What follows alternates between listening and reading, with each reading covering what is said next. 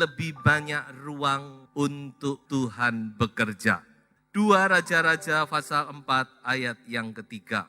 Lalu berkatalah Elisa, pergilah, mintalah bejana-bejana dari luar, daripada segala tetanggamu, bejana-bejana kosong, tetapi jangan terlalu sedikit. Di dalam terjemahan bahasa Indonesia sehari-hari, dikatakan pinjamlah sebanyak mungkin atau sebanyak-banyaknya yang kamu bisa. Mengapa demikian? Kita tahu saudara-saudara bahwa minyak itu dicurahkan terus mengalir. Seberapa banyak bejana yang tersedia, seberapa banyak pula minyak itu dicurahkan, diberikan. Sampai bejana-bejana itu semua terisi penuh dan habis, baru minyak itu berhenti. Itu ceritanya. Jadi saudara-saudara, jelas bahwa berapa besar berkat yang diterima oleh janda ini tergantung dari berapa banyak bejana yang ia sediakan.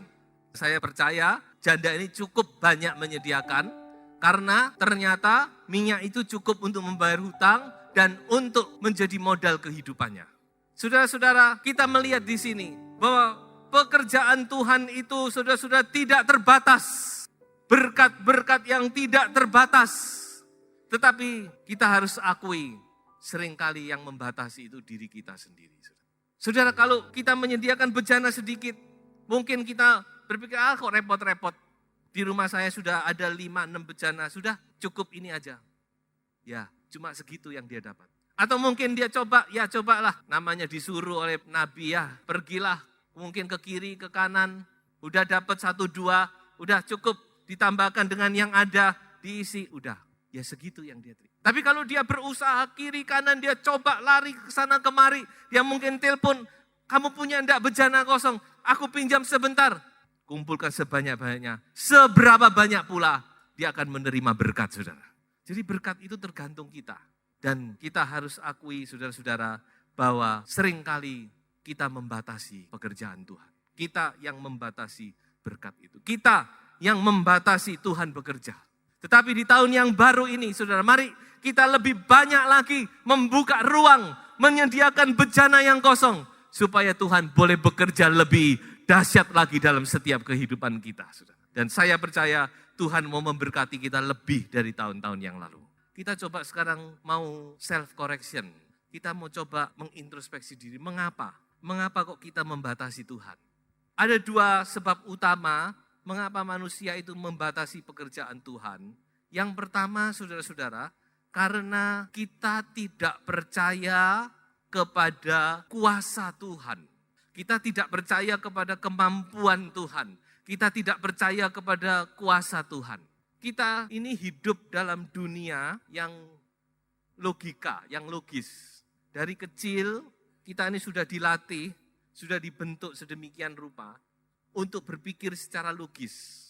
Bicara logika itu bicara matematika, saudara-saudara. Secara tidak sadar kita mengukur orang juga dari kemampuannya berlogika, bukan? Kalau kita mengatakan seorang anak pinter, itu karena apa? Karena matematikanya 9, 10. Wah, ini anak pinter. Kenapa kok pinter? Matematikanya hebat. Masuk IPA, hebat dia, anak pinter. Tapi kalau anak itu matematikanya 3, 4, 5. Oh, ini goblok, padahal belum tentu loh, saudara. Tapi betul demikian, kita mengukur seseorang itu dari kemampuannya, kemampuan matematikanya. Itu karena apa? Kita dari kecil sudah terbentuk, seolah-olah logika inilah segala-galanya.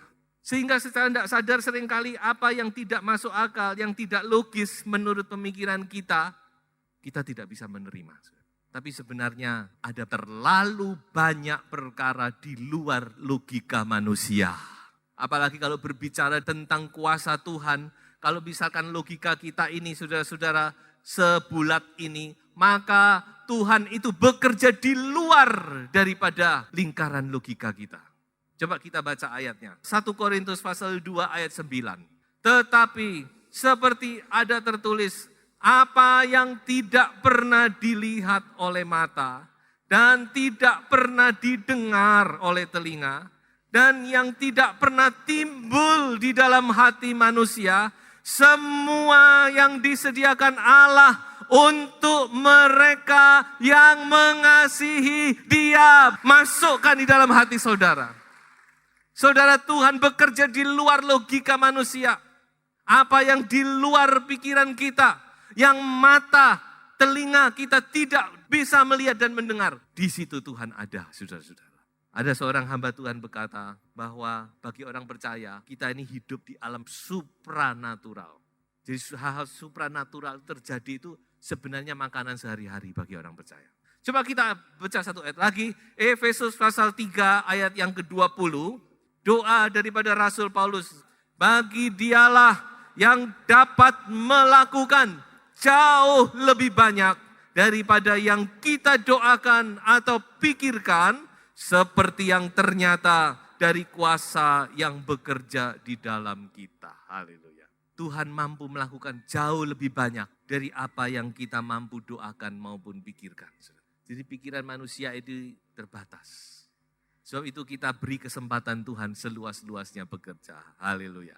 Hal yang kedua, sebab kedua mengapa kita seringkali membatasi pekerjaan Tuhan, karena kita tidak percaya kepada kemampuan kita sendiri. Kalau yang pertama kita tidak percaya kepada kemampuan Tuhan, yang kedua kita tidak percaya kepada kemampuan kita sendiri. Ada anak-anak Tuhan, sebenarnya dia punya kesempatan untuk maju, untuk diberkati, tapi dia sendiri menolak, enggak bisa saya tidak mampu. Ya sudah, mau gimana lagi? Kalau kita enggak mampu, kita mundur, mau gimana? Masa mau dipaksa? Enggak bisa. Tapi ini seringkali, saudara-saudara, kalau itu dari Tuhan, betapa disayangkan, saudara-saudara. Memang saudara, bicara tentang kemampuan kita sendiri, itu ada dua sisi.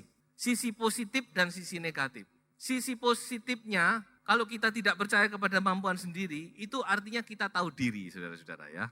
Baik juga, kita tahu diri, memang kemampuan saya ini cuma sampai di sini. Ada orang juga tidak tahu diri, saudara-saudara. Tidak mampu dimampu-mampukan. Nah itu ya juga nggak baik. Kita tahu. Tapi dari sisi negatif, saudara-saudara, itu artinya kita terlalu mengandalkan diri sendiri. Kita terlalu melihat diri kita sendiri. Bagi orang dunia oke lah. Tetapi bagi orang percaya, kita harus melihat kepada Tuhan, saudara. Itu yang perlu. Kita perlu tahu kemampuan kita, batas-batas kemampuan kita, tetapi kita juga harus memandang kepada Tuhan. Kalau Tuhan yang percayakan, Tuhan pasti berikan kemampuan kepada kita. Amin. Coba kita lihat bagaimana Rasul Paulus berkata, Filipi pasal 4 ayat 13. Dia berkata apa? Segala perkara dapat kutanggung di dalam Dia yang memberi kekuatan kepadaku. Haleluya. Dengan lain kata, Rasul Paulus dia mengandalkan Tuhan. Secara manusia dia tidak mampu. Secara manusia dia tidak sanggup. Pekerjaan, beban, tugas-tugas yang diperhadapkan kepadanya jauh melebihi kemampuannya. Meskipun dia seorang yang hebat. Tapi dia tahu, saudara-saudara, dia tidak mampu. Tapi Rasul Paulus berkata apa? Segala perkara dapat kutanggung di dalam Dia yang memberi kekuatan kepada. Satu ayat lagi. 2 Korintus pasal 3 ayat 5 dan ayat yang ke-6. Ya, kalau saudara membaca ayat ini, saudara jelas bagaimana sikap Rasul Paulus dalam menghadapi pekerjaan. Ini yang harus kita pegang. Saudara, bukan hanya dalam hal-hal pekerjaan rohani saja, tapi juga menghadapi tugas-tugas kita sehari-hari, saudara. Coba kita ambil sikap seperti ini. Dengan diri kami sendiri, kami tidak sanggup untuk memperhitungkan sesuatu seolah-olah pekerjaan kami sendiri. Tidak. Kesanggupan kami adalah pekerjaan Allah. Ayat yang ke-6. Ialah yang membuat kami juga sanggup menjadi pelayan-pelayan dari satu perjanjian baru. Yang tidak terdiri dari hukum yang tertulis, tetapi dari roh. Sebab hukum yang tertulis mematikan, tetapi roh menghidupkan. Jadi jelas, saudara-saudara. Rasul Paulus dia meskipun dia hebat, tapi dia tahu diri, dia tahu dia tidak mampu. Dan memang siapakah yang mampu melakukan pekerjaan Tuhan, saudara. Puji Tuhan. Tetapi Roh Kudus di dalam kita, dia akan membuat kita mampu melakukan segala perkara. Haleluya. Saudara-saudara percayalah, Roh Tuhan akan menopang kita. Dia akan memampukan kita. segala perkara dapat kita tanggung di dalam Dia yang menguatkan kita.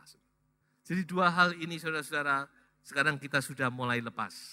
Coba kita mulai bersandar kepada Tuhan, percaya sepenuh kepada Tuhan. Ya. Sekarang saya akan beralih kepada satu kisah untuk kita belajar bersama di dalam Kejadian 22 ayat 1 sampai ayat 19. Kita di sini belajar bagaimana Abraham, bapak kita, ya, karena dia adalah bapak orang yang percaya. Dia memberikan ruang yang seluas-luasnya kepada Tuhan untuk bekerja di dalam kehidupannya. Ayat ini berkata bagaimana waktu Tuhan meminta Ishak. Ya, ayat 2 coba saya bacakan saja. Ambillah anakmu yang tunggal itu yang engkau kasihi, yakni Ishak. Pergilah ke tanah Moria dan persembahkanlah dia di sana sebagai korban bakaran pada salah satu gunung yang akan kukatakan kepadamu. Keesokan harinya pagi-pagi bangunlah Abraham, ia memasang pelana keledainya dan seterusnya. Perhatikan, keesokan harinya pagi-pagi bangunlah Abraham. Saudara, coba kita renungkan sejenak peristiwa ini. Katakan hari ini, tidak tahu pagi, siang, sore, mungkin malam, tiba-tiba Allah datang berkata, persembahkan anakmu Abraham. Lalu besok pagi-pagi, bangunkan Ishak, dia siapkan keledai, dia bawa bujang, dia siapkan kayu api, lalu dia berangkat. Loh, kok cik gampang nih? Nah sekarang sampai di sini saya mau tanya kepada saudara. Saya mau tanya, coba saudara pikirkan dan coba jawab. Kira-kira Abraham ngomong sama Sarah enggak? Saya pikir Abraham enggak ngomong sama Sarah. Memang salah satu kemungkinannya, ya kalau benar dia enggak ngomong ya, kemungkinannya salah satu dia berpikir demikian. Kalau saya ngomong, Sarah pasti enggak setuju. Karena Tuhan ngomong sama Abraham, Tuhan tidak ngomong sama Sarah. Nah ini ibu-ibu harus perhatikan di sini. Sebagai suami istri, kadang-kadang memang rohaninya tidak sama, saudara-saudara ya. Suami dan istri itu tidak sama. Tapi seringkali Tuhan itu tetap menghormati suami, saudara. Kalau saudara perhatikan Yusuf dan Maria, yang dapat komando siapa? Yusuf. Yusuf cepat bawa Maria. Yusuf ayo balik. Tuhan itu tidak akan melangkahi firman-Nya, saudara-saudara ya. Pria itu kepala dalam rumah tangga, jadi tetap hormati pria. Walaupun mungkin banyak kekurangan. Saudara-saudara, kembali kepada peristiwa ini. Tapi ada sebab kedua. Kenapa kok Abraham tidak ngomong sama Sarah? Coba kita baca ayat yang kelima. Kata Abraham kepada kedua bujangnya itu, tinggallah kamu di sini dengan keledai ini. Aku beserta anak ini akan pergi ke sana. Kami akan sembayang. Sesudah itu apa? Haleluya. Abraham pikir buat apa ngomong? Toh nanti akan pulang kembali dengan Ishak kok. Timbang ngomong tambah nggak jadi. Toh nanti paling Sarah tanya, dari mana Abraham? Jalan-jalan sama Ishak. Jadi dalam pemikirannya dia punya satu iman percaya. Kalau tahu Ishak dikorbankan, dibakar, Tuhan akan bangkitkan Ishak dari dalam debu. Haleluya. Karena dia yakin kepada janji Allah. Tuhan pernah berkata, keturunanmu adalah Ishak ini Abraham. Dia yang akan menurunkan keturunanmu. Dia yakin Tuhan tidak pernah berbohong, saudara-saudara. Coba kalau sudah tidak percaya, kita baca ya. Roma pasal 4 ayat 17. Seperti ada tertulis, engkau telah kutetapkan menjadi bapak banyak bangsa.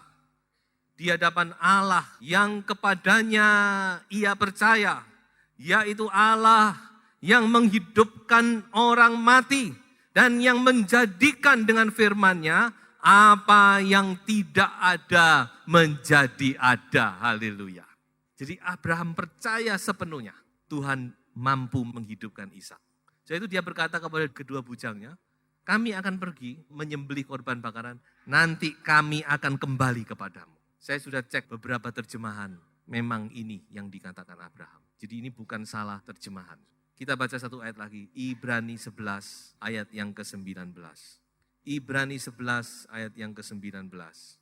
Karena ia berpikir bahwa Allah berkuasa membangkitkan orang-orang sekalipun dari antara orang mati. Dan dari sana ia seakan-akan telah menerimanya kembali. Haleluya. Kalau saudara bertanya kepada saya, apa Abraham tidak berpikir? Ayat ini jelas berkata, ia berpikir. Berpikir ini dalam bahasa aslinya logizomai. Dari kata logizomai itu kita tahu jadi bahasa Inggris logic, jadi bahasa Indonesia logika. Jadi kalau saudara bertanya, apa Abraham tidak punya akal sehat, tidak berpikir? Abraham berpikir, saudara. Tetapi jelas di sini dia berpikir, pikirannya itu sudah dikuasai bukan oleh keraguan, bukan oleh perasaan, tetapi dikuasai oleh iman Abraham itu sendiri. Jadi pikirannya itu menyatu dengan iman, saudara. Kalau saya boleh pakai istilah, logikanya Abraham ini logika iman. Mungkin ini tidak pernah ada terdengar. Logika iman tidak ada. Tapi itulah yang harus kita miliki, saudara-saudara. Logika kita harus logika iman.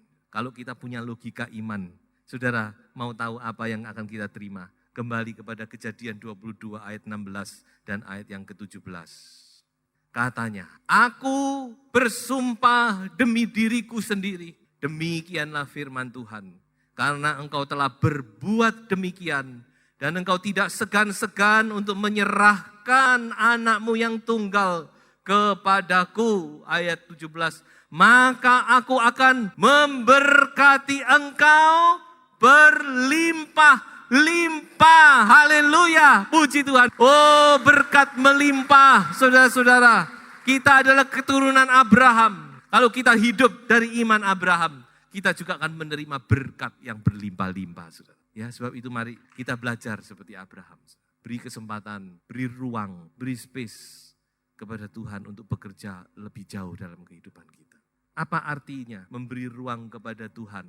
Ada 3 pengertian yang saya bisa berikan di dalam kata memberi ruang kepada Tuhan, memberi ruang kepada Yesus. Yang pertama, yaitu kita harus memberi kesempatan kepada Roh Kudus dan firman Allah untuk mengikis atau membuang hal-hal yang tidak berkenan di dalam kehidupan kita. Mungkin hal itu kita cintai, tapi kalau Tuhan mau beri itu, buang itu, kita buang. Amin, saudara. Abraham aja bisa kok. Ishak loh. Ishak anak satu-satunya dia berikan. Tuhan minta ya saya berikan. Nah ini. Jadi saudara-saudara ini sepertinya kita menyediakan bejana yang kosong. Ingat kata Elisa kepada janda itu.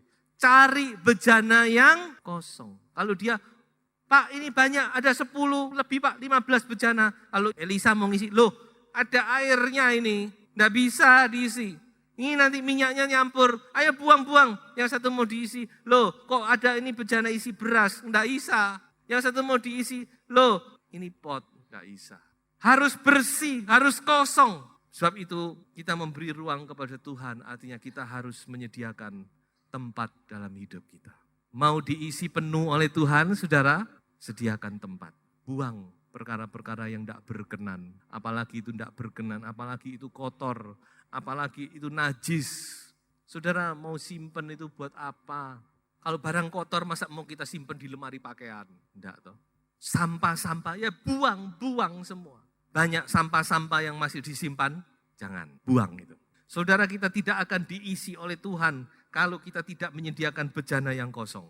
Tuhan tidak akan mencurahkan berkat kalau bejana itu masih kotor. Masih banyak perkara di situ yang najis, yang kotor. Tidak bisa, harus kosong bejana itu. Harus bersih kehidupan kita. Maka Tuhan akan mencurahkan berkatnya dengan melimpah. Sebab itu saudara buang, kikis habis. Apa yang firman Allah katakan, yang Roh Kudus gerakkan dalam kehidupan saudara. Jangan disayangkan, buang. Sudah waktunya saudara menikmati berkat Tuhan. Amin, saudara.